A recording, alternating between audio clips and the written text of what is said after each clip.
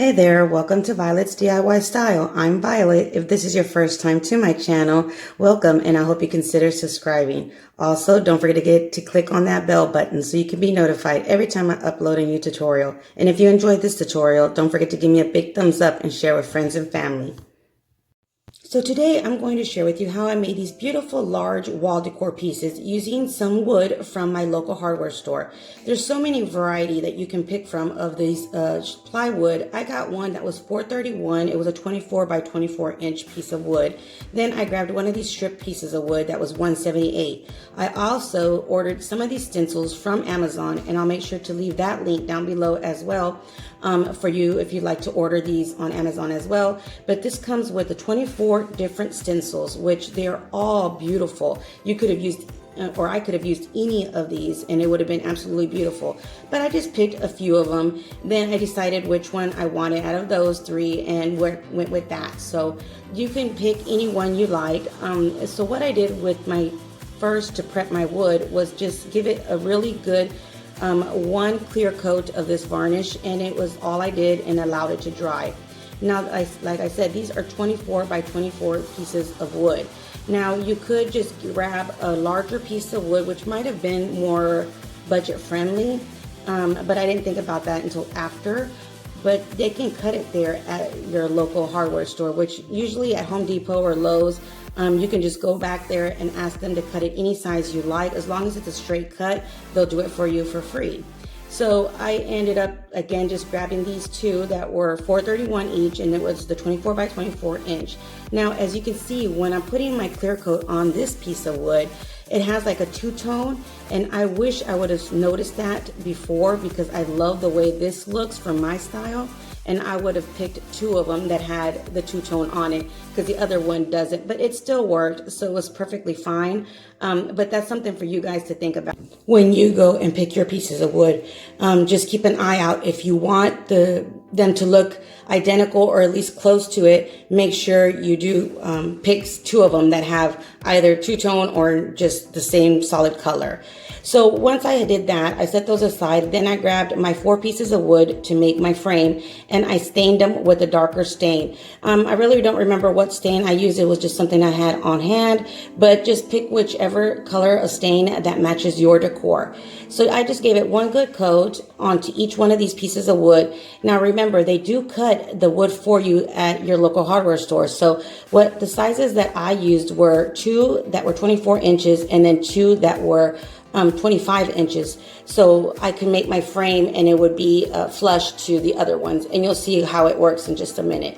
So once I was done staining all of them, or at least 2 of them, I wiped them down with a wet cloth in order for it to be a little bit lighter, again, just so it could fit my decor that I have in my home. I wanted to share with you, you guys, more of different DIYs that you can do, not just from your Dollar Tree. I tend to always use a lot of supplies, or mainly the supplies from Dollar Tree, but I wanted to branch out and just share with you different decor pieces and DIYs that I do for my home that don't have Dollar Tree items in them. But I figured you guys might want to be interested in seeing how I make my larger pieces. So that's why I decided to go ahead and share with you how I do some larger pieces for my home and still make them at a budget-friendly cost, but I do shop at other stores as well just to get what I need for that certain decor piece that I'm making. So once everything was dry, I went ahead and just measured out the center. Then I just taped down my stencil.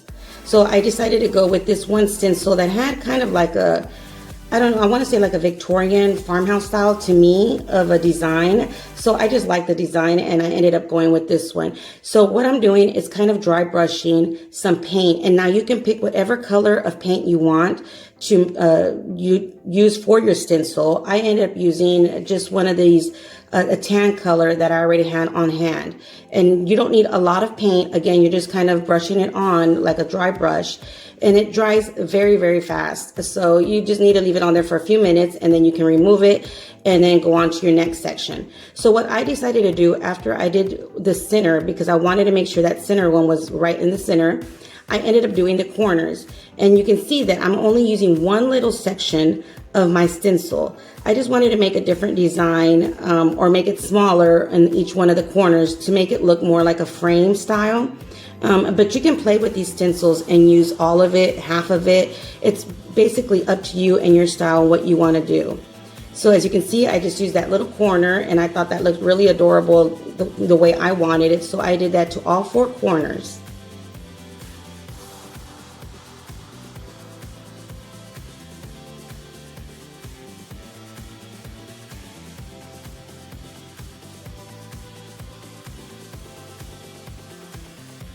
And this project wasn't hard at all. So once I was done with all 4 of the corners, I went ahead and decided to do the 2 sides of my center. So what I did was, as you can see, again, I didn't use the entire stencil. I kind of just moved it to the side and just started working with it until I liked where it looked and the position of it. Then I taped it down and just started stamping my color onto it again. So as you can see, I'm not using all of the stencils, so that's something for you guys to keep in mind too. All these stencils you get on here, or if you order them, the ones I got, you can just use little sections of it and you don't necessarily have to use the entire stencil to do a decor piece. So then after I did that one side, I just flipped it over and did the same thing to the opposite side, making sure that I did use the same part of the stencil. So there you have it. That's my center. Then I just went down to the bottom and did again the same thing and kind of just measured out where I wanted it and what I wanted to use. And then I'm going to stamp the paint right back on it again. And like I said, in between each one of these, when you do stamp it, just leave it alone for at least a good 2 to 3 minutes. You're not using a lot of paint because you're kind of dry brushing it. So it does dry pretty quickly. So as long as you wait a few minutes before you pull it off, you'll be okay and it won't smear or anything like that with your stencil. If it does, like here, all I'm going to do is get my wet cloth and just wipe down that sides so that paint won't stay on there and it just wipes off really easily. So once I was done with that side, I went ahead and did the same thing on the opposite side. And you can add as many of these stencil stamps as you like onto your piece of wall decor, or you can add as little. I mean, you could just do the one center one if you like and you want it more of a simple style. But I wanted it to look like it was wallpaper on these little pieces of wood that I got. That's just the style that I was going for. So I ended up stamping again, just kept stamping until I was happy with the amount that I put on there. So once I was done doing the top, center, and bottom, I started working in the center of all the stencils. As you can see here, I am using the entire stencil here. And I'm just again stamping the color down. Now you can make it even more fun and use different colors if you want to add more dimension to these stamps as well. And you'll see what I do to do that as well once I'm done with the first layer of stamps. So there's so many different ways you can use these stencils and so many different options you have with colors and textures. I'm thinking of doing a project using some stucco with these stencils. So keep in mind, if you are interested in something like that and you're not following me, make sure you do follow me because again, I am planning on making a project using some of these stencils, but making it more of a 3D effect with some stucco. So once I was done with that stencil, I decided to go ahead and just change it up with a different little stencil that looked a little bit the same, but it was just a smaller version of it. And I'm going to stamp it with the gold. So I just got the Martha Stewart gold paint and I'm going to stamp it in between each one of my other stencils. So you can just decorate it and make any kind of design you like. I just wanted to add a little touch of that light gold, and I didn't clean my brush, so it still has some of that tan on it of the paint. So it made that gold just a little lighter, and I just love the way it looked. It kind of gave it that shimmery color instead of a bright gold color.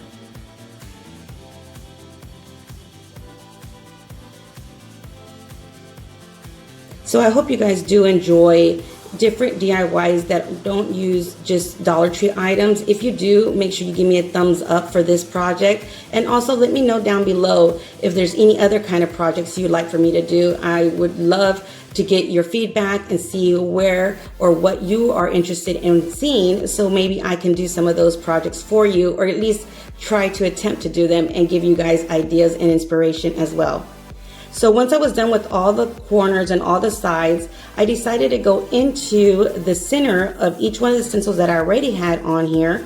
And I'm just gonna kind of work with the stencil that I have to make it look like a star. And then I'm going to stamp the gold onto the center of each one of these to give it more of that 3D effect. Hopefully you can see it on camera, but it does have that light, subtle gold 3D effect into the center of each one of these stencils. Now, I only did a few of them, not all of them, but of course you can do all of them. So once it was all completely dry, what I did was just grab a little bit of white paint and some water to make like a whitewash, and I'm going to dry brush this whitewash onto my board, and I'm going to paint all of it. So I really wanted it very, very lightly, so be very careful. This was a little too dark, so I had to kind of wipe it down, and you'll see at the end I also sanded down a little bit because it was a little too bright. I wanted it lighter than this, but it still worked at the end. So once I was done doing the whitewash onto all the board, again, I grabbed my little sanding block and sanded it down, and I also wiped it down with a wet cloth because, again, it was a little bit too white for me, and I kind of washed everything out. So I had to redo some of them, but it still worked at the end. So this is the second one, and as you can see, this is the one that I really truly love the way it looked without the whitewash as well, but I still made it work once I was done. So I set those aside once I put the whitewash on both of them. Then I decided to make my frame. So what I did was use a little bit of wood glue. Then I'm using my L-shaped ruler to make sure that it's nice and even. Then I'm going to get a screw and screw into that corner to start my frame. Then I'm going to go to the opposite side and do the same thing. So basically you're doing the 3 sides of a square. Then I'm just going to flip it over and do the same thing, screwing and adding glue onto the ends of my wood. And make sure you add the glue to the longer pieces of wood that you use, that you had cut, which is a 26-inch for my, 25, I'm sorry, for what I did. Then I just did the screws in there as well. So I wanted something for the back, but I didn't want to put a backing on it. So what I did was grab 4 of these building blocks from Dollar Tree, and I just hot glued them to the back of my frame. That way when I pop in that piece of wood into my frame, it's going to have something to hold it into place. Now you can add glue onto these and glue your frame in it, but I didn't want to because maybe later on down the line I wanted to switch them off or change it up. That way I can just pop it right back out. And then you just add your hanging device in the back, and there you have it. 2 beautiful farmhouse style picture frames that are 24 by 24 inches in width and length. So they do hold a big piece of your walls. So you do have a big, large piece of home decor piece under 20 bucks. So I hope you guys did enjoy this tutorial. If you did, again, give me a big thumbs up and share with friends and family. It'll truly help my channel grow. Until next time, you guys stay blessed. Bye.